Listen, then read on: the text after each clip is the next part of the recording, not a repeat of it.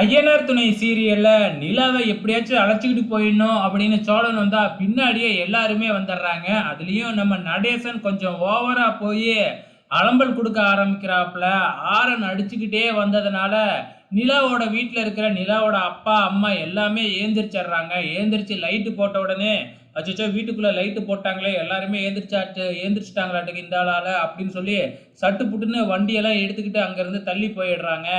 So அதுக்கப்புறம் நினச்ச மாதிரியே நிலாவோட அப்பாவும் அம்மாவும் ஏந்திரிச்சு வெளியில் வீதியிலலாம் வந்து பார்க்குறாங்க. ஸோ அவங்களுக்கு லைட்டாக சந்தேகம் வர ஆரம்பிச்சிடுச்சு. மறுபடியும் போய் ரூமுக்குள்ளே படுக்கிறாங்க.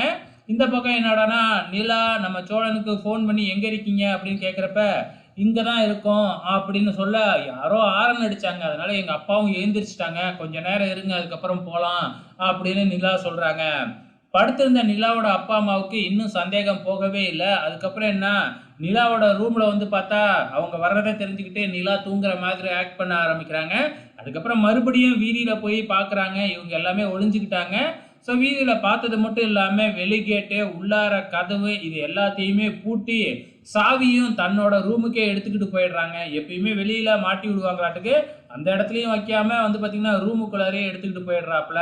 அதுக்கப்புறம் என்ன, கொஞ்ச நேரம் கழிச்சு நம்ம நிலா வெளியில வரலாம் அப்படின்னு பார்த்தா எல்லா கதவும் பூட்டி இருக்கு.